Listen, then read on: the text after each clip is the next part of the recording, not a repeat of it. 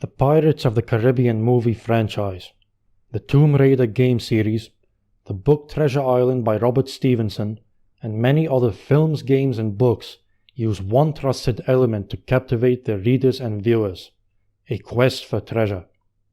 Treasure hunters come in many different shapes and ages, live in different historical periods, and travel to different corners of the world. But their stories tap into two basic human motives: a longing for adventure and a desire of riches. A treasure hunter is one of the universal literary archetypes, or a character that recurs throughout literature at all times and peoples.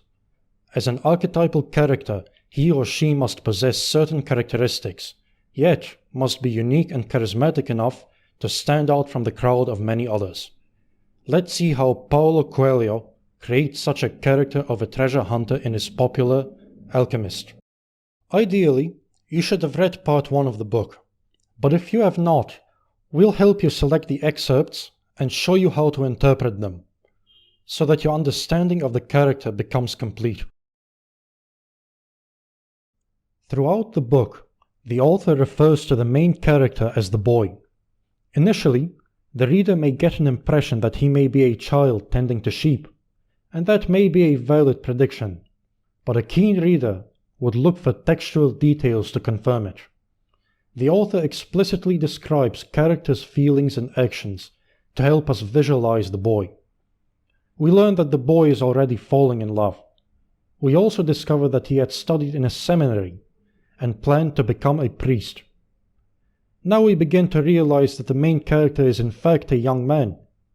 The question is, why does the author continue to refer to him as a boy? What do you think? By the way, let's have a quest of our own. How old is our character now? Reread the lines.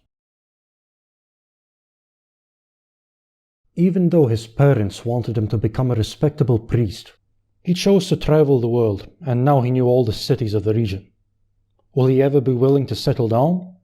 The author speaks of the boy's feeling never experienced before, the desire to live in one place forever. Do you think the boy has had enough travels? Do you think he will stop being a shepherd? Perhaps we need to get to know him better. Let us read about a part of his life as a shepherd. What does it tell us about him as a person? Pause the video and think about the highlighted details. The boy is contemplative and observant. He learned how to read animals' behavior well. He is able to establish a special connection with the living creatures that surround him. He can appreciate their companionship. Now try on your own. Read the passage below. Pause the video or read from your book. Take notes about what the text reveals of the boy's character traits.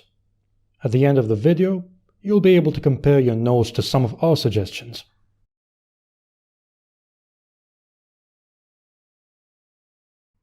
The boy dreams of a hidden treasure lying beside an Egyptian pyramid. So he goes to an old gypsy to have his dream interpreted. As the gypsy advises him to understand the dream straightforwardly and go to the pyramids to look for treasure, what does his reaction and some thoughts about his past experiences tell us about him? Once again, pause the video to make your own analysis, and then see the highlighted lines we recommend you to look at. Let's see how our character is like other treasure hunters so far. Will he find his own treasure, or settle down in some village? Be on a lookout for more videos to see how our shepherd changes and develops throughout the book.